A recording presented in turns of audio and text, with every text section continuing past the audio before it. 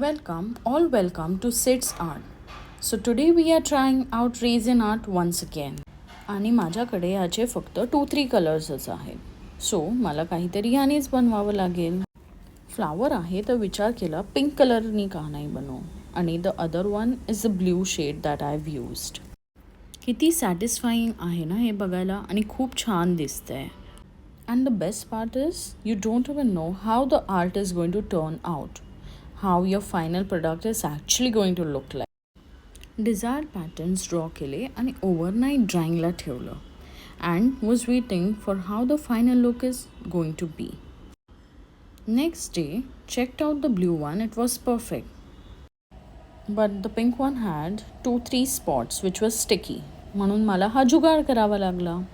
तर क्विकली मी काही डायमंड्स घेतले आणि असे अरेंज करून त्यावर एक रेझिनचा सेकंड कोट केला आणि ब्ल्यू वन वॉज परफेक्ट. पण रेझिन उरलं होतं तर म्हणून विचार केला यावर का नाही यूज करूया.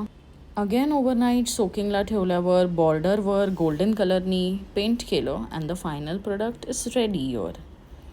अँड किती छान दिसतं आहे ना, एकदम beautiful. Follow for more such contents.